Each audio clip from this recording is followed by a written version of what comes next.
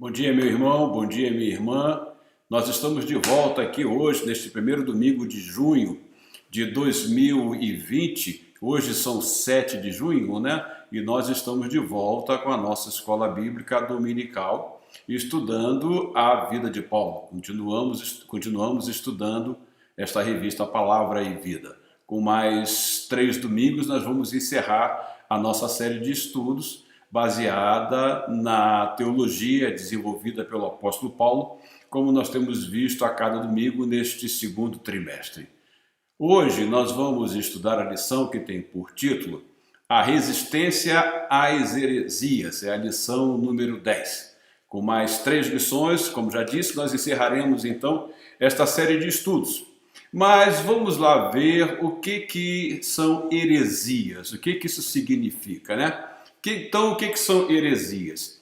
Heresias vem do termo grego aireses, que significa escolha, opção, princípio, dogma. Dogma é a opinião ou crença estabelecida. Por exemplo, alguma coisa que não tenha o respaldo bíblico pode ser por uma religião estabelecida como uma opinião que deverá ser observada, como uma crença que deverá ser venerada, porque é a sua liderança, a liderança de uma determinada linha teológica, decidiu que aquilo deveria ser observado. Isto é o dogma, que, no entanto, não tem respaldo bíblico. Ainda, heresia também significa seita ou partido, e nós vamos ver que na Bíblia vai se referir a alguns partidos, alguns grupos, que nós vamos ver lá em Atos, por exemplo, no capítulo 5, verso 17, quando se refere aos saduceus, digo. Então, o sumo sacerdote e todos os seus companheiros, membros do partido dos saduceus, ficaram cheios de inveja. O termo que aparece aí no grego, se referindo a partido, é o termo heresia, o termo aireses. Ainda em Atos, no capítulo 15, verso 5, vai dizer: então se levantaram alguns do partido religioso dos fariseus, que haviam crido e disseram: é necessário circuncidá-los e exigir deles que obedeçam à lei de Moisés. Então você vê aí que a heresia, ela vai formar o quê? Vai formar um grupo, né? Vai formar uma seita, vai formar um partido. Em suma, ela vai fazer com que nós tenhamos algumas coisas que vão contra aquilo que é prescrito nos requisitos que nós encontramos na Bíblia, né? Veja lá então, trazendo para o cristianismo, heresia é tudo aquilo que é ensinado ou crido sem que tenha fundamento ou embasamento bíblico, sem que esteja estribado naquilo que a palavra de Deus nos ensina. Então, tudo aquilo que vá contra a palavra de Deus, tudo aquilo que é a palavra de Deus e mais alguma coisa, isso nós devemos considerar como heresia. Paulo, o apóstolo Paulo, já que nós estamos estudando a sua teologia, ele se refere à heresia ao falar sobre divergência na igreja ou doutrinas que causam divisão. Você se lembra que eu acabei de falar há pouco que um dos significados de heresia, na sua origem, no termo grego, é partido? Então veja que vai haver dentro da igreja alguns partidos, porque alguns heréticos vão querer apresentar uma mensagem diferente da mensagem bíblica. Olha o que Paulo diz lá na primeira carta aos Coríntios, no capítulo 11, verso 19. Pois é necessário que haja divergência entre vocês, para que sejam conhecidos quais dentre vocês são aprovados.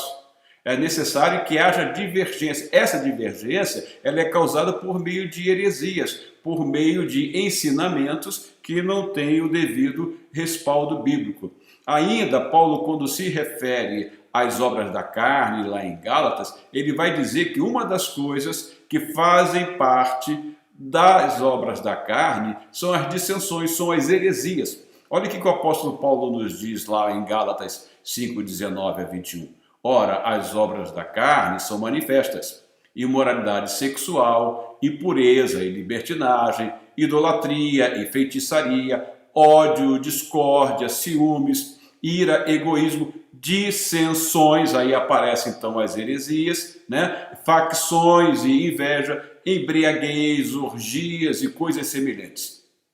Eu, os advirto, como antes já os adverti, que os que praticam essas coisas não herdarão o reino de Deus. Olha que toda essa lista que o apóstolo Paulo apresenta aí são coisas que não têm respaldo na palavra de Deus, porque são as obras da carne, e entre elas vai aparecer aí a heresia, que o apóstolo Paulo diz aí, dissensões, ou seja, vão aparecer grupos que vão causar separação, que vão trazer ideias diferentes, sem o devido respaldo bíblico, e isso vai causar divisão. Então a divisão, fruto da heresia, ela faz parte da obra da carne, não tem nada a ver com o fruto do Espírito, como o apóstolo Paulo nos diz.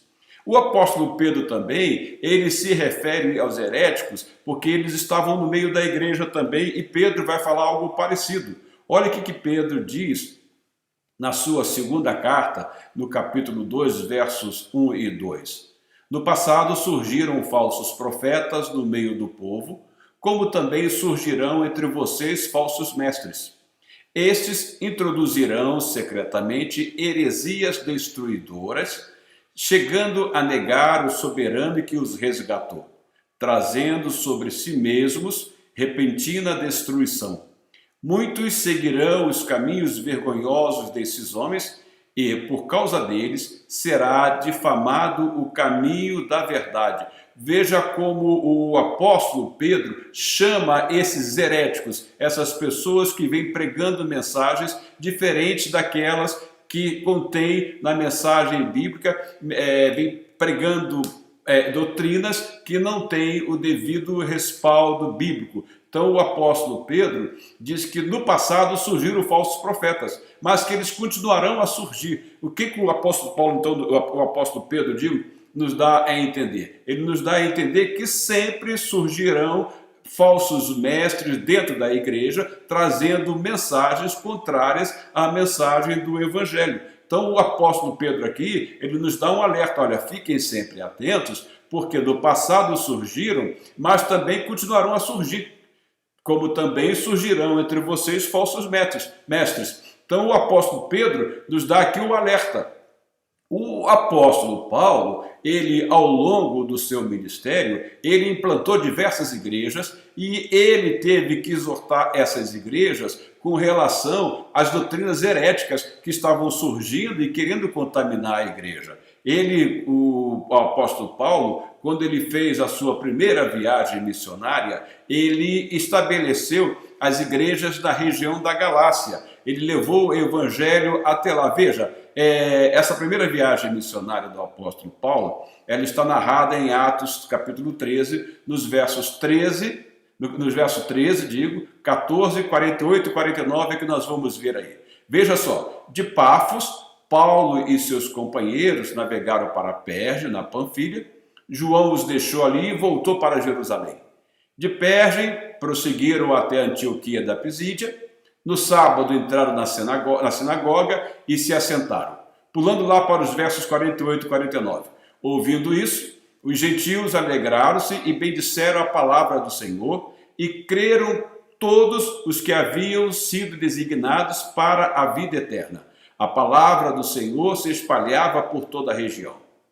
Veja, você percebe aí que os primeiros convertidos, quando Paulo chegou nessa região, foram convertidos de origem judaica, porque Paulo sempre ia pregar nas sinagogas. No sábado, entraram na sinagoga e se assentaram. Então, Paulo sempre começava, onde chegava, procurava a sinagoga para poder levar a sua mensagem.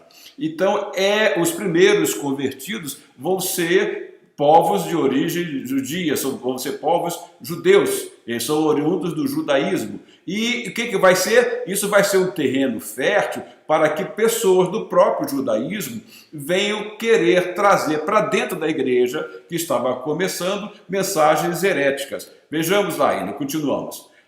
Em Icônio, Paulo e Barnabé, como de costume, foram à sinagoga judaica. Como já disse, Paulo sempre começava pela sinagoga. Ali falaram de tal modo que veio a crer grande multidão de judeus e gentios. Olhando para o mapa da primeira viagem de Paulo, e você vai ver que ele parte de Antioquia com Barnabé, ele vai a Salamina e Pafos, a ilha de Chipre, e de lá ele segue para a região, que é esta região da Galácia, que você vê aí no mapa. Então, Antioquia da Pisídia, Listra, Pérgio, Icônio, Derbe, Tarso, toda essa região aí, todas essas cidades fazem parte da região da Galácia. Então, quando Paulo escreve aquela carta aos Gálatas, ele está escrevendo para as igrejas desta região aí. E Paulo leva o evangelho para esta região, mas o que vai acontecer lá? Lá vão chegar os judaizantes, que vão levar mensagens heréticas, querendo infiltrar essas mensagens no judaísmo, porque para eles o cristianismo deveria ser um judaísmo melhorado. Eles queriam acrescentar algo mais à mensagem que o apóstolo Paulo levou para aquela região. Então vão aparecer lá os judaizantes levando mensagens diferentes. Eles diziam que os cristãos gentios deveriam guardar a lei se quisessem ser salvos. E nós já estudamos aqui, naquela lição, não as obras da lei, mas sim a graça, que a lei não pode fazer nada com relação à nossa salvação. E a mensagem que o apóstolo Paulo levava era uma mensagem totalmente cristocêntrica. Ou seja, Paulo dizia nas suas pregações que somente em Cristo Jesus há que há salvação, porque por meio dele é que nós fomos justificados, por meio dele que nós fomos reconciliados com Deus. Mas os judaizantes vão chegar lá e querendo acrescentar algo mais à mensagem do evangelho pregada pelo apóstolo Paulo. E isso vai fazer com que o apóstolo Paulo escreva a sua carta aos Gálatas para chamá-los à atenção, para exortá-los ou até mesmo para repreendê-los, porque eles se deixaram levar por aquelas doutrinas que não tinham embasamento algum com o evangelho que eles tinham ouvido do apóstolo Paulo. Então, o que o apóstolo Paulo fala para eles lá na carta aos Gálatas, no capítulo 1, versos 6 e 7? Olha lá. Admiro-me de que vocês estejam abandonando tão rapidamente aquele que os chamou pela graça de Cristo para seguirem outro evangelho que na realidade não é o evangelho. O que ocorre é que algumas pessoas os estão perturbando, querendo perverter o evangelho de Cristo. Este é o objetivo da heresia. A heresia sempre vai querer perverter o evangelho, sempre vai querer colocar alguma coisa a mais ao evangelho. E Paulo então fica admirado, por que vocês tão rápido abandonaram aquele que os chamou pela graça de Cristo? Por que vocês tão rapidamente abandonaram a mensagem que Deus lhes deu, que é a graça de Cristo que eu preguei para vocês? Por que vocês estão se deixando iludir por esses que estão aí levando uma mensagem nociva? E Paulo então vai trabalhar com eles ao longo da carta dos Gálatas desta maneira. O que aconteceu? Alguns judeus convertidos ao cristianismo, eles partiram de Jerusalém para disseminar as suas heresias no meio da igreja incipiente, da igreja que estava começando. A igreja era muito nova. E Paulo então vai ter um cuidado muito grande com a doutrina, visando a dar base doutrinária às igrejas para que ela permanecesse no genuíno evangelho. Mas, como os judeus, a igreja começa na sua maioria com judeus convertidos ao cristianismo, alguns deles guardaram os ranços do judaísmo, não entendendo que a salvação era puramente pela graça. Então um grupo parte de Jerusalém, vai passar por Antioquia e de Antioquia vai se espalhar pelo mundo afora, acrescentando algo mais à mensagem do evangelho. Olha lá em Atos capítulo 15, versos 1, 2 e o 5. Alguns homens desceram da Judéia para Antioquia e passaram a ensinar aos irmãos. Veja o que eles estavam ensinando. Se vocês não forem circuncidados, conforme o costume ensinado por Moisés, não poderão ser salvos. Isso levou Paulo e Barnabé a uma grande contenda e discussão com eles, porque eles queriam acrescentar algo ao evangelho. Assim, Paulo e Barnabé foram designados juntamente com outros para irem a Jerusalém tratar dessa questão com os apóstolos e com os presbíteros. Então se levantaram alguns do partido religioso dos fariseus que haviam crido e disseram: é necessário circuncidá-los e exigir deles que obedeçam à lei de Moisés. Aí você vai ver em Atos, no capítulo 15, a realização do primeiro concílio da igreja. E foi lá, então, mediante a liderança de Tiago, que vai dizer o seguinte: olha, recomende a essas igrejas que elas não precisam guardar nada dessas coisas, que elas têm que ficar afirmadas no puro evangelho da graça do Senhor Jesus Cristo, porque estavam contaminando esses homens que desceram da Judéia para Antioquia e que foram se espalhando por onde a igreja estava se desenvolvendo e crescendo e se expandindo. Eles estavam levando mensagens de origem mosaica. Eles queriam que a lei fosse observada, porque eles acreditavam que era necessária também a observância à lei para a salvação. E o apóstolo Paulo vai deixar muito bem claro: olha, a salvação é puramente pela graça de Deus. Qualquer outra mensagem que for pregada diferente da graça de Deus, qualquer outra mensagem que acrescentar algo mais à graça de Deus, é uma mensagem herética, é heresia pura. Então, as igrejas da Galácia, elas haviam sido invadidas pelos falsos mestres judaizantes. O que eles queriam fazer? Eles queriam anexar a mensagem do Evangelho à lei mosaica e seus ritos, seus sacrifícios, suas observâncias, seus rituais, sua liturgia. E Paulo vai dizer para eles: não, não, não, não. É pela graça. E Gálatas, eu estou admirado como vocês rapidamente abandonaram a graça e se deixaram se contaminar.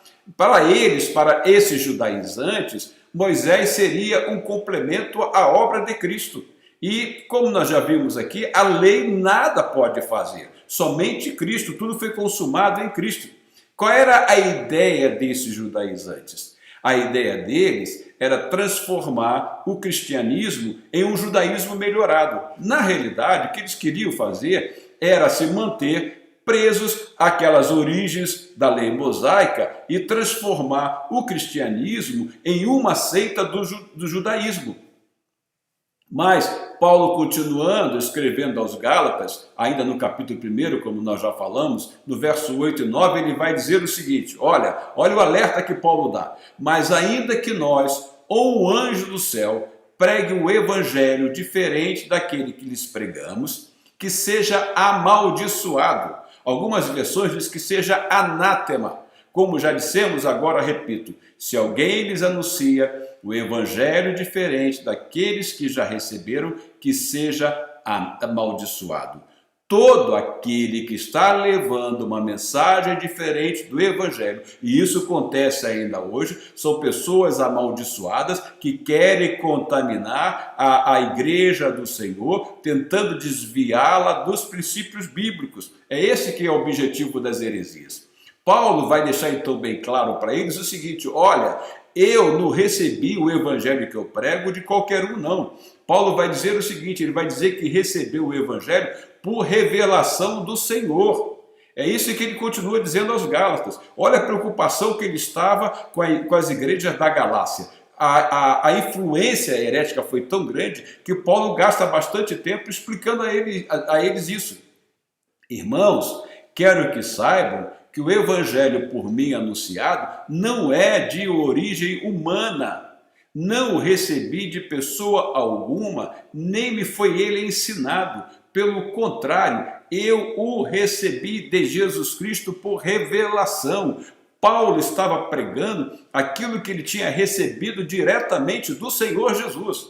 Observe que Paulo, quando está escrevendo aos Gálatas, observe bem isso, ainda não estavam escritos o Evangelho de Mateus, ainda não estava escrito o Evangelho de Marcos, ainda não estava escrito o Evangelho de Lucas, e muito menos o Evangelho de João, que foi escrito lá por volta dos anos 90. E Paulo, quando está escrevendo as igrejas da Galácia, Paulo está escrevendo essa carta aos Gálatas por volta do ano 49 depois de Cristo. É por isso que ele diz: olha, o evangelho que eu estou pregando a vocês, eu recebi diretamente do Senhor Jesus Cristo. Eu recebi por revelação do Senhor. Então, estou lhes pregando uma mensagem que é genuína, recebida diretamente daquele que morreu na cruz por nós, daquele que é a graça de Deus. E como vocês agora estão abandonando a graça e dando ouvido a essas mensagens judaizantes, a essas mensagens heréticas, a essa mensagem que não tem nada a ver com o evangelho que vocês ouviram de mim.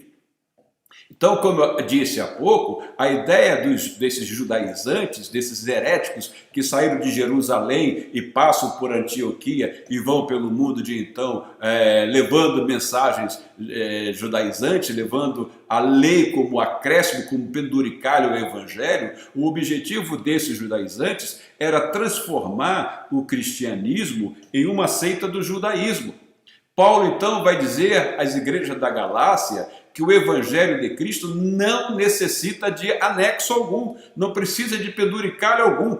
Paulo vai dizer o quê? Para ele, a obra de Cristo mais alguma coisa? Paulo responde, não, Cristo basta, somente em Jesus é que nós temos a mensagem genuína de restauração do homem, a comunhão com Deus, somente por meio do evangelho de Cristo é que nós temos a mensagem de reconciliação, de justificação. Essa é a mensagem que eu estou pregando para vocês. Mas preste bem atenção, a lição que nós estamos estudando hoje sobre a resistência às heresias, ela é extremamente atual, pois ainda hoje há judaizantes no meio evangélico. Mais à frente eu vou falar alguma coisa sobre isso, mas Paulo está nos alertando, olha, Cristo basta, nada mais.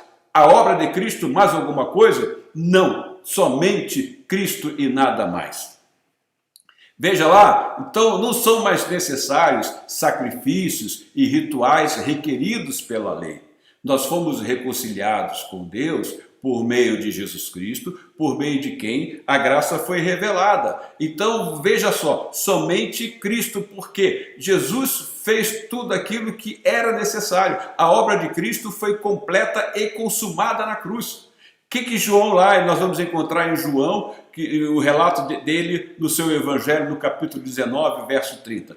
Tendo provado, Jesus disse, está consumado, não tem que se fazer mais nada. Com isso, curvou a cabeça e entregou o Espírito. Ou seja, com a morte de Cristo na cruz, foi consumado o plano da salvação. Não há necessidade de nenhum outro acréscimo. Somente Cristo é que basta. É isso que Paulo está explicando às igrejas da Galácia. Jesus consumou toda a obra na cruz do Calvário.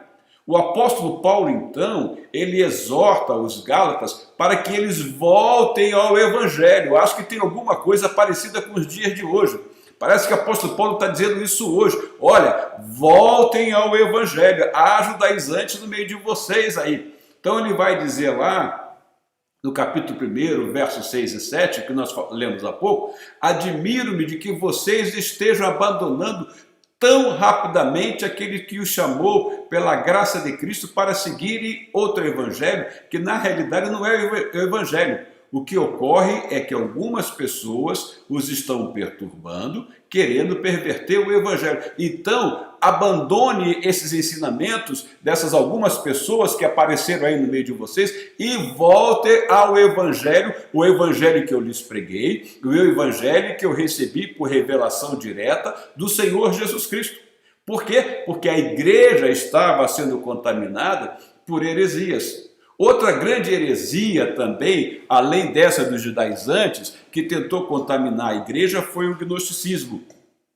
O gnosticismo, aliás, ele já estava entranhado no judaísmo. O que é gnosticismo? É uma mistura de filosofia de origem lá do Egito, de origem da Babilônia, é uma mistura de filosofia platônica, é uma mistura de judaísmo que vai penetrar na igreja, que vai contaminar a igreja, e isso vai fazer com que os apóstolos se levantem para lutar contra isso. Porque que eles diziam, o gnosticismo, na realidade, era um sincretismo de filosofias, como já falei, vinda do Egito, vinda da Babilônia, a filosofia platônica, a filosofia grega, e com religião, que acabou se misturando ao cristianismo. O que essa heresia pregava? Ela dizia o seguinte, ela falava sobre o dualismo mal e bem, ela separava isso dizendo o seguinte, olha, tudo que é matéria é mal, tudo que for da matéria é mal, tudo que é do espírito é do bem, é bom. Então o que eles queriam dizer com isso? Olha, o corpo não presta, o corpo é matéria. O corpo, você pode fazer com ele o que você quiser. Você pode viver uma vida de pecado, você pode se jogar no mundo. O importante é o espírito. Aliás, para a filosofia grega, ele dizia que o corpo aprisionava o espírito. O que acontecia então? Ele dizia o seguinte, que Jesus Cristo, então, não tinha a natureza humana, considerando, então, que tudo que é matéria é mal, é ruim. Então, ele dizia o seguinte, ele dizia que Jesus tinha uma aparência humana, mas que Jesus não era humano. Daí surge, então, o docetismo, que vem de dokei, que significa em grego parecer. Jesus tinha uma aparência humana, mas Jesus não era humano. Um outro líder gnóstico, ele fazia distinção entre Jesus e Cristo, entre Jesus humano e o Cristo divino. Segundo Xerinto, quem morreu na cruz não foi Cristo, foi Jesus. Veja o que ele dizia. Ele dizia o seguinte, que no ato do batismo de Jesus, Cristo veio sobre ele e ficou com Jesus até um pouco antes da sua morte na cruz. No momento da morte da cruz, o Cristo se separa de Jesus e, na realidade, quem vai morrer na cruz é Jesus e Cristo, nessa separação, pouco antes da morte na cruz, Cristo, então, volta para o céu, que é a sua ascensão. E veja só, a Bíblia nos deixa muito bem claro que Jesus Cristo é o Emanuel, Deus conosco, que se fez homem e veio habitar entre nós. Nós já vimos e já estudamos que Jesus tinha as duas naturezas, a natureza humana e a natureza divina. Então, o que eles queriam dizer? O seguinte, Xerinto, este líder, Cristo vem sobre Jesus no momento do batismo e pouco antes da morte na cruz, Cristo abandona Jesus e quem morre na cruz é somente Jesus. Mas veja só o que os anjos disseram por ocasião do nascimento de Jesus. Olha o que ele disse. Eles disseram, hoje na cidade de Davi lhes nasceu o Salvador, que é Cristo o Senhor. Então, Cristo nasceu. Cristo se fez homem, veio habitar entre nós. Cristo é o Messias, é o ungido. E a mensagem do anjo é, nasceu o Cristo, não que Cristo iria surgir mais tarde no momento do batismo. Jesus, o Cristo, Jesus, o ungido, foi este que morreu na cruz. Jesus, o Cristo. Então veja lá, o apóstolo João, então ele vai ter também que combater essa outra heresia que estava influenciando a igreja, que é o gnosticismo. João vai escrever, então, na sua primeira carta o seguinte, quem é o mentiroso, senão aquele que nega que Jesus é o Cristo? Este é o anticristo, aquele que nega o Pai e o Filho. Todo que nega o Filho também não tem o Pai. Quem confessa publicamente o Filho tem o Pai. Todo aquele que nega que Jesus é o Cristo é o anticristo. Logo, dizer que Cristo não morreu na cruz é uma mensagem herética, é uma mensagem do anticristo. Ainda João, prosseguindo na sua primeira carta, no capítulo 4, no verso 2 e 3, ele diz o seguinte, vocês podem reconhecer o Espírito de Deus deste modo. Todo espírito que confessa que Jesus veio em carne procede de Deus. O que João está dizendo? O seguinte, Jesus era humano, Jesus tinha a carne, ele veio e se fez um de nós. Todo espírito que confessa que Jesus Cristo veio em carne procede de Deus. Mas todo espírito que não confessa a Jesus não procede de Deus. Esse é o espírito do anticristo, acerca do qual vocês ouviram, que está vindo e agora já está no mundo. Observe que essa mensagem do gnosticismo, hoje ela aparece presente em diversas religiões e diversas seitas. ela está travestida como se fossem mensagens boas, como se fossem mensagens que têm embasamento bíblico, mas não têm embasamento bíblico, porque João diz: todo aquele que nega que Jesus Cristo não veio em carne, esse é o anticristo. E João vai prosseguir combatendo o gnosticismo, porque ele, no seu evangelho, ele vai dar muita ênfase à humanidade de Jesus Cristo. Olha, quando João escreve o seu evangelho, quando João escreve a primeira de João, a segunda de João e a terceira de João, é por volta dos anos 90.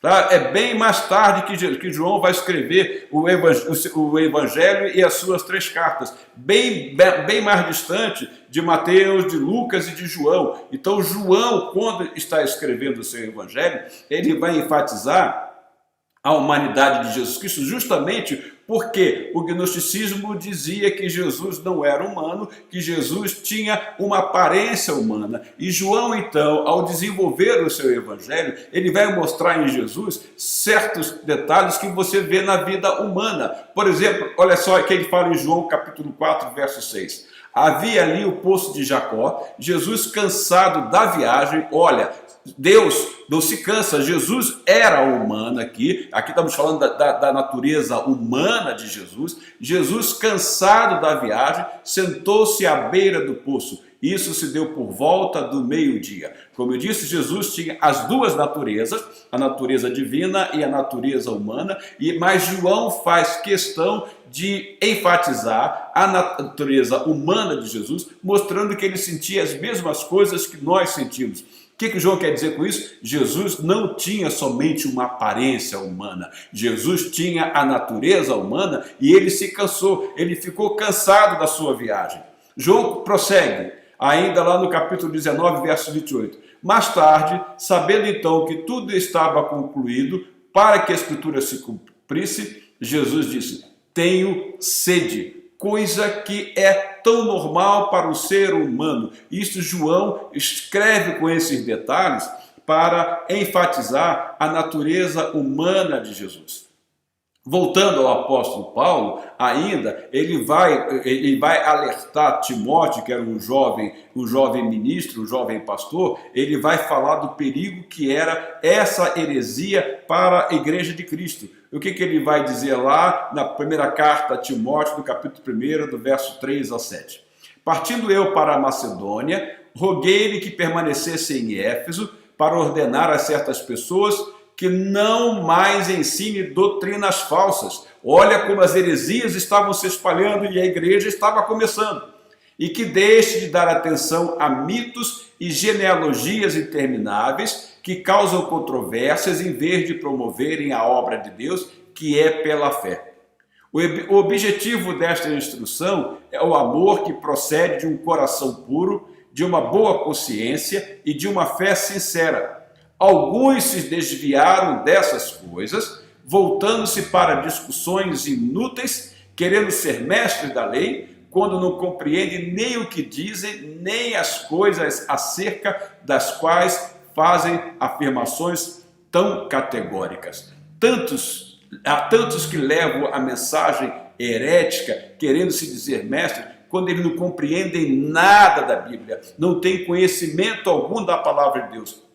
E é isto que o apóstolo Paulo então vai falar com o jovem Timóteo, alertando o seguinte: olha, cuidado com esse pessoal que fica levando mitos, genealogias intermináveis, causando dissensão, causando controvérsias, e isso só vai atrapalhar a obra de Deus. E alguns deles se desviaram, voltando-se para essas discussões inúteis, querendo ser mestres da lei, quando não compreendem nem o que dizem, nem as coisas acerca das quais fazem afirmações tão categóricas. Nas cartas a Timóteo, então, ainda prosseguindo, Paulo vai continuar alertando Timóteo, lá na sua segunda carta agora, no capítulo 3, versos 6 a 9. São estes os que se introduzem pelas casas e conduzem mulherzinhas sobrecarregadas de pecados, as quais se deixam levar por toda espécie de desejos. Elas estão sempre aprendendo, mas não conseguem nunca chegar ao conhecimento da verdade. Como Janes e Jambres se opuseram a Moisés, esses também resistem à verdade. A mente deles é depravada, são reprovados na fé, não irão longe. Porém, como no caso daqueles, a sua insensatez se tornará evidente a todos. Todos aqueles que estão levando mensagens heréticas, mensagens que não têm respaldo bíblico, em um dado momento, a insensatez dele, a ignorância deles vai aflorar e eles vão se tornar evidentes no meio do arraial do povo de Deus. Ainda, a heresia. Outra coisa que a heresia do gnosticismo fazia era invalidar a morte de Cristo na cruz, como eu falei, porque Cerito dizia que pouco antes da morte de Cristo na cruz, eles deixam somente Jesus na cruz e o Cristo se separa e volta para o céu, volta para a glória, que é a ascensão. Então, a heresia do gnosticismo, ela invalida a morte de Cristo na cruz. No entanto, Paulo deixa bem claro que sem a cruz de Cristo nada teria valor. Se Jesus Cristo, ou se Jesus o Cristo, ou seja, se Jesus o Messias, se Jesus o ungido, se Jesus não tivesse morrido naquela cruz, o Messias, Jesus o Cristo, nada teria valor. Por isso que Paulo diz, olha, quanto a mim, que eu jamais me glorie, a não ser na cruz de nosso Senhor Jesus Cristo. Veja, aqui eu jamais me glorie a não ser na cruz de nosso Senhor Jesus Cristo, por meio do qual o mundo foi crucificado para mim e eu para o mundo. De nada vale ser circuncidado ou não, de nada vale essa heresia que os judaizantes estão querendo impor a vocês, que pratiquem a circuncisão, que pratiquem os ritos da lei mosaica. O que importa é ser uma nova criatura, e uma nova criatura, ela só se torna nova criatura quando transformada pelo evangelho genuíno de Jesus Cristo. Aí ele prossegue: paz e misericórdia estejam sobre todos os que andam conforme essa regra, e também sobre o Israel de Deus. Sem mais, que ninguém me perturbe, pois trago em meu corpo as marcas de Jesus. Irmãos, que a graça de nosso Senhor Jesus Cristo seja com o espírito de vocês. Amém. Gálatas 6, 14 a 18.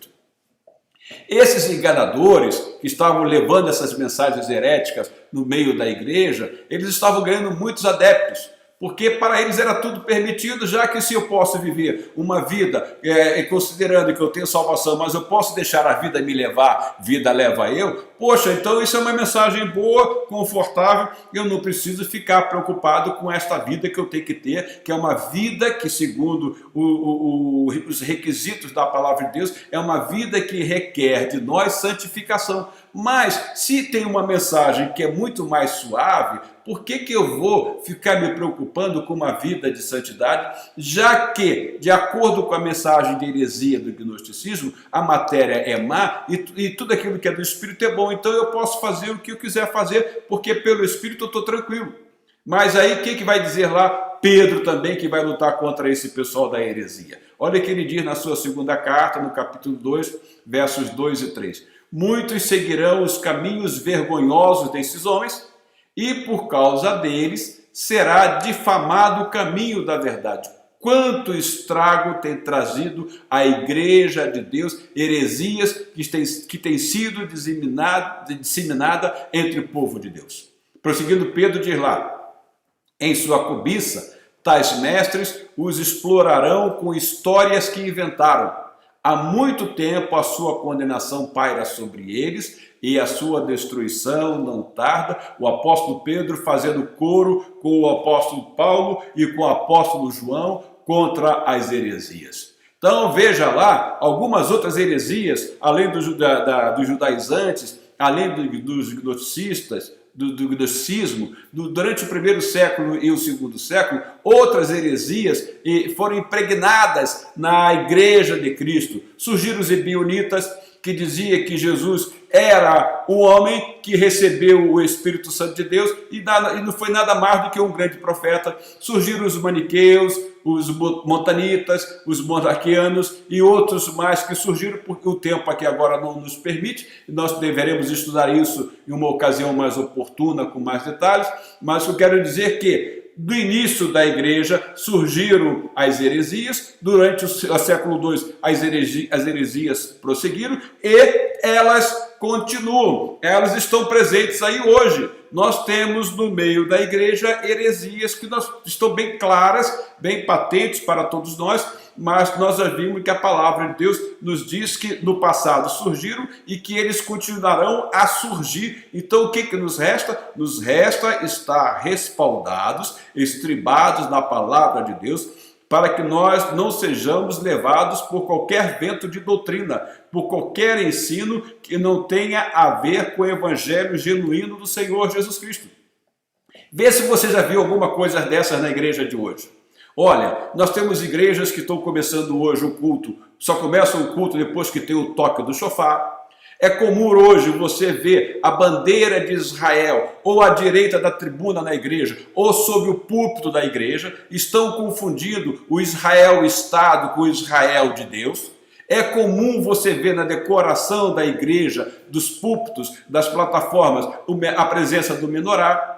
É comum hoje você ver no meio da igreja evangélica a celebração das festas judaicas, celebração de festa das primícias, celebração das festas de Pentecostes, celebração das festas das trombetas, celebração da festa da expiação, celebração da festa dos tabernáculos. Tudo isso coisas lá do Antigo Testamento, da lei mosaica, que estão sendo introduzidas no culto da Igreja de Cristo hoje. Então, heresias não foram só coisas do passado. As heresias estão presentes aí e cabe-nos ficar com os olhos bem abertos e confrontar tudo de acordo com a palavra de Deus. Outra coisa que você vai ver hoje em dia: rosa ungida, fronha ungida, lençol ungido, semente ungida, todas essas sortes de heresias estão contaminando a igreja de Cristo. É por isso que temos que ficar atentos ao evangelho genuíno da graça do Senhor Jesus Cristo. Uma outra heresia que está presente aí, não satisfeitos com a graça, agora foi criado o termo a hipergraça. O que é a hipergraça? A hipergraça é o seguinte: olha, não se prega mais pecado na igreja. Tá? O pecado Jesus levou sobre a cruz, não há mais pecado, não há necessidade de falar sobre pecado. Consequentemente, por que falar de arrependimento? Nem pensar. A graça cobre tudo. Estão barateando a graça de Deus que foi revelada em Cristo Jesus. A graça pode tudo. Olha, sabe o que eles dizem? Eles dizem o seguinte: tudo eles podem naquele que os fortalece. Porque eles estão vivendo debaixo da hipergraça. Não se fala em pecado, não se fala em arrependimento. Viva a vida como você quiser viver, porque a igreja não passa de um clube. Nós temos hoje igrejas clubes, onde o pessoal se reúne, tem vida social, mas não tem palavra genuína, não tem alimento puro, alimento que sustente, alimento que fortaleça. É por isso que eu digo, meu irmão, louve a igreja que nós pertencemos, porque a nossa igreja tem palavra genuína, ensinamentos bíblicos genuínos. E é importante numa igreja que ela tenha púlpito. Quando digo que uma igreja tem que ter púlpito, é uma igreja que está firmada, de onde do púlpito partem mensagens, partem ensinamentos totalmente respaldados, totalmente com fundo bíblico, com palavras dirigidas pelo Espírito, com ensinamentos que visam ao fortalecimento da igreja, que visam ao fortalecimento da nossa vida cristã, da nossa vida com Deus, que visam a nossa santificação. Porque a hipergraça está dizendo o seguinte: viva do jeito que você quiser viver. Leve a vida do jeito que você quiser viver. Deixa a vida me levar, vida leva eu, diz a letra daquela música popular que nós conhecemos. É desta maneira que a hipergraça está vivendo. A vida está levando, tudo a graça cobre, a hipergraça está aí, nós estamos garantidos pela hipergraça. Esta é a mensagem dos pregadores modernos que nós estamos vendo hoje em dia. Pregadores que pregam aquilo que a sua audiência quer ouvir. Não são pregadores preocupados com a mensagem contida na palavra de Deus. São pregadores que pregam como levavam aqueles falsos profetas lá de Judá no tempo de Jeremias, aqueles profetas que levavam as mensagens como se fossem da parte de Deus, mas as mensagens que eles queriam ouvir.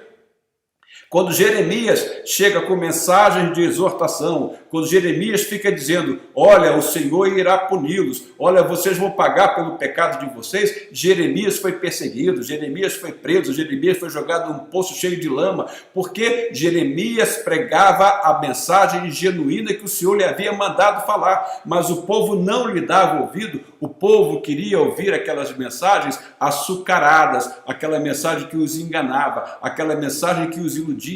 Aí, trazendo isso para hoje, esses querem ouvir esta mensagem da hipergraça. Tudo é coberto pela graça, eu posso fazer o que eu quiser fazer, porque a graça cobre tudo. Sabe o que é isso? Isto é baratear a graça de Deus, é não valorizar a graça de Deus que custou o sangue do Senhor Jesus Cristo, que foi derramado na cruz do Calvário.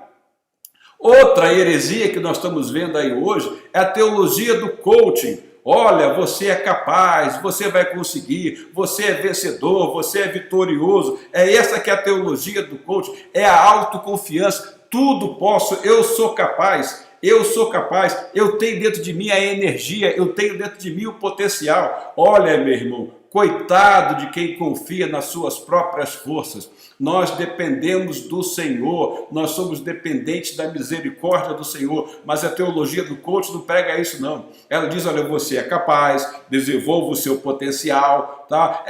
É sempre assim, olha, eu vou vencer, eu vou conquistar. Observe só, no meio de alguns cultos, como são as letras dos hinos que são cantados lá. São só hinos que diz, eu vou vencer, eu vou conseguir, eu vou conquistar, eu sou vitorioso, eu vou alcançar, eu vou ter uma vida de realizações, só vitória, só conquista, nada de derrota, nada de provação, nada de sofrimento, nada de vida que vai me levar a uma vida aos pés do Senhor de oração, pedindo ao Senhor graça para que eu possa vencer a luta, para que eu possa passar pelas dificuldades. Não, não, não, não. Olha, você é capaz, você consegue, você é vencedor. Veja, presta atenção numa outra coisa. Geralmente essas mensagens de autoconfiança que são pregadas por esses pregadores modernos, estão todas elas baseadas totalmente no Antigo Testamento, nas guerras, nas lutas, e com isso trazem de lá ensinamentos dizendo a você o seguinte, você vai vencer, você é vitorioso, todo lugar que você colocar a planta dos seus pés será seu, porque tira o texto do seu contexto para desenvolver uma doutrina que é totalmente herética. Vai dizer a você o seguinte, olha, você nunca será cauda, você é cabeça. Você sempre terá a vitória, você nunca vai passar por momentos de dificuldade, você nunca vai passar por momentos de lutas. Não, você vai sempre vencer. Esse o ensinamento da teologia do coach. Ela diz o seguinte, ela visa a desenvolver a autoajuda, a sua própria capacidade. Mas veja, o que nós precisamos? Da autoajuda? Não vamos confiar na autoajuda ou vamos confiar na ajuda que vem do alto? Nós somos dependentes da ajuda do alto. Nós vivemos cada dia pela graça de Deus, pela misericórdia de Deus. Mas a teologia do coach vai dizer que você é capaz, que você tem potencial, que você vai vencer, que você não nasceu para ser cauda, mas você nasceu para ser cabeça. Então, são palestras, na realidade não são pregações, na realidade não são mensagens bíblicas, na realidade são palestras de autoajuda, e há muitos aí que são esses pregadores que estão pregando essa mensagem da autoajuda, se esquecendo de que nós dependemos da ajuda do alto, da ajuda que vem do trono da graça de Deus. Aí, meu irmão, os enganadores, com suas heresias, se espalham pelo mundo. Foi isso que Pedro diz, olha, no passado surgiram e vão continuar surgindo, e eles estão aí se espalhando pelo mundo. Veja lá 2 de João, capítulo 1, versos 7 e 10. De fato, muitos enganadores têm saído pelo mundo, os quais não confessam que Jesus Cristo veio em corpo, tal é o enganador e o anticristo. Tenham cuidado para que vocês não destruam o fruto do nosso trabalho, antes sejam recompensados plenamente. Todo aquele que não permanece no ensino de Cristo, preste atenção, todo aquele que não permanece no ensino de Cristo, mas vai além dele, não tem Deus. Quem permanece no ensino tem o Pai e também o Filho. Se alguém chega a vocês e não trouxer esse ensino, se alguém chegar a vocês e não trouxer esse ensino, não o recebam em casa nem os saúdem. Olha o que João diz, não os recebam em casa nem os saúdem. Olha, irmãos, temos que ficar com os olhos bem abertos e confrontar todas as coisas, porque a palavra de Deus nos alerta com relação a isso. Veja lá, Paulo ainda na sua 2 Timóteo, no capítulo 3, verso 1, saiba disto, nos últimos dias sobrevirão tempos terríveis. Os homens serão egoístas, avarentos, presunçosos, arrogantes, blasfemos, desobedientes aos pais, ingratos, ímpios, sem amor pela família, irreconciliáveis, caluniadores, sem domínio próprio, cruéis, inimigos do bem, traidores, precipitados, soberbos, mais amantes dos prazeres do que amigo de Deus, tendo aparência de piedade. Olha, entenda o que é piedade. Piedade significa santidade. Veja, todo aquele que chega com mensagem herética, ele vem com uma aparência de santidade, chega até a ser um pouco arrogante, quer se mostrar tenta se mostrar espiritualmente falando como superior. Então diz lá, tendo aparência de piedade, tendo aparência de santidade, mas negando o seu poder. Afaste-se também destes, tenha cuidado com eles.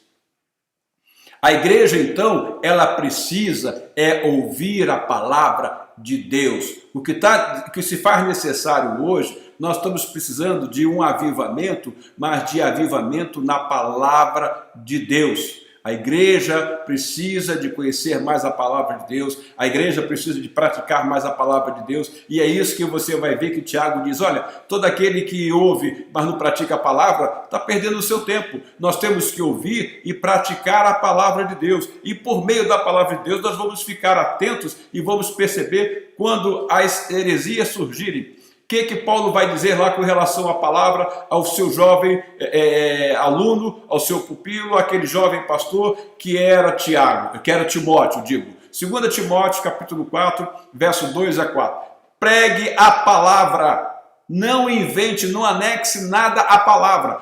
Pregue a palavra, esteja preparado a tempo e fora de tempo, repreenda usando o quê? A palavra. Corrija usando o quê? A palavra. Exorte usando o quê? A palavra, com toda paciência e doutrina. Pois virá o tempo em que não suportarão a sã doutrina, pelo contrário, sentindo coceiras nos ouvidos, segundo os seus próprios desejos, juntarão mestres para si mesmos. Eles se recusarão a dar ouvidos à verdade, voltando-se para os mitos. Então, olha como a palavra de Deus, olha como o apóstolo Paulo nos alerta. Pois virá um tempo em que não suportarão a sã doutrina, pelo contrário, sentindo coceira nos ouvidos, segundo os seus próprios desejos, juntarão mestres para si mesmos. Eles se recusarão a dar ouvidos à verdade, voltando-se para os mitos, é que Paulo diz a Timóteo na sua segunda carta, no capítulo 4, do verso 2 a 4. Então, meu irmão, olha aqui uma coisa extremamente importante. Paulo, quando ele saiu pregando o evangelho na sua segunda viagem missionária, ele foi para Tessalônica, ele pregou em Tessalônica, e de Tessalônica ele depois segue para Bereia. Olha qual foi a diferença entre aqueles que ouviram a palavra que Paulo pregou lá em Tessalônica para aqueles que ouviram a palavra que Paulo pregou lá em Bereia.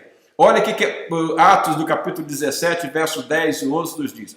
Logo que anoiteceu, os irmãos enviaram Paulo e Silas para Bereia. Chegando ali, eles foram à sinagoga judaica. Paulo sempre começava pela sinagoga. Ele era expulso depois, ele era jogado para fora, mas ele sempre procurava a sinagoga. Aí o que aconteceu lá em Bereia? Os bereanos eram mais nobres do que os tessalonicenses, pois receberam a mensagem com grande interesse, examinando todos os dias as Escrituras para ver se tudo era assim mesmo. Olha, Paulo começou pregando na sinagoga, lá quando ele chega em Bereia. Então Paulo estava pregando para uma audiência que na sua maioria eram judeus. Então eles conheciam o Velho Testamento e veja aí que quando Paulo está pregando, os evangelhos não estavam escritos ainda na sua inteireza, todos estavam escritos, o Novo Testamento não estava todo formado, então Paulo está conversando, está pregando para pessoas que conheciam o Velho Testamento. E Paulo vai, por meio da sua mensagem, por meio do seu evangelho, fazer a sua audiência ver que o que ele estava pregando estava contido também no Velho Testamento, ou seja, que a mensagem salvadora da graça, ela tinha a sua origem lá no Velho Testamento. Então Paulo está pregando o evangelho para alguém que conhecia as Escrituras. Mas o que eles fizeram? Eles não confiaram de imediato na mensagem que Paulo estava pregando, não. À medida que Paulo ia pregando e ensinando, eles iam conferindo nas Escrituras para ver se aquilo de fato batia com os ensinamentos, com aquilo que constava nas Escrituras. Hoje em dia não deve ser diferente. Nós não podemos ouvir as mensagens que estão sendo levadas, que estão sendo pregadas, sem que nós as confrontemos com a palavra de Deus.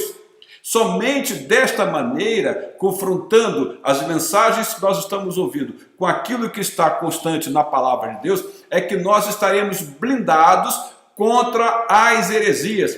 A única forma de resistir então às heresias, tá? Que é onde nós temos o título da nossa lição de hoje, é confrontando todo e qualquer ensinamento que nos forem levados, confrontando-os com a palavra de Deus.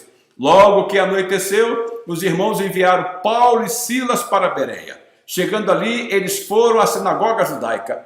Os bereanos eram mais nobres do que os tessalonicenses, pois receberam a mensagem com grande interesse, examinando todos os dias as Escrituras para ver se tudo era assim mesmo. Atos, capítulo 17, verso 10 a 11. Meus irmãos, o que nos resta então é observar a palavra de Deus. Lá em Oséias, se não me engano é capítulo 2, diz assim: o meu povo perece por falta de conhecimento. Nós precisamos de mais contato com a palavra de Deus. As heresias estão sendo disseminadas, nós temos que ficar alertas, nós temos que continuar firmados na palavra de Deus e louvando a Deus por pertencermos a uma igreja que prega aquilo que está na palavra de Deus, uma igreja que nos alimenta com ensinamentos sadios, com ensinamentos que vão fortalecer a nossa vida, porque são ensinamentos que estão baseados na palavra de Deus. Então o que nós temos que fazer é continuar observando todas as coisas de acordo com a palavra de Deus. Não podemos aceitar os modismos que estão comuns hoje no meio da igreja, coisas que não têm respaldo algum com a palavra de Deus, coisas que são penduricalhos colocados à mensagem genuína do Evangelho, aquele Evangelho que Paulo diz que recebeu por revelação direta do Senhor Jesus Cristo. Irmãos, fiquemos firmes na palavra de Deus. Olha o que o salmista diz: escondi a tua palavra no meu coração para eu não pecar contra ti. A hipergraça diz o seguinte: olha, eu posso viver à vontade. A teologia do coach diz: eu sou vitorioso porque eu nasci para vencer. Mas nós estamos com Cristo, porque ele disse: no mundo vocês terão aflições, mas tenham bom ânimo, eu venci o mundo e vocês também venceremos. Nós vamos vencer não por causa da autoajuda, nós vencemos e venceremos sempre por causa da ajuda que vem do alto, por causa daquilo que a palavra de Deus nos ensina. Então, observemos a palavra de Deus. É a única forma que nós temos para estar blindados com relação a esta série de heresias que nós vemos hoje na Igreja de Cristo. Heresias houve no passado e heresias há hoje no presente, e heresias continuarão havendo enquanto a igreja caminhar, mas nós temos que estar firmados na palavra do Senhor. Lâmpada para os meus pés é a tua palavra e luz para os meus caminhos. Meu irmão, tenha uma semana muito abençoada. Domingo que vem estaremos de volta aqui. Que o Senhor nos abençoe a todos. Fique na paz do Senhor. Um grande abraço para você, meu irmão. Um grande abraço para você, minha irmã. E até o nosso próximo encontro. Fica com Deus. Que Deus nos abençoe. Amém.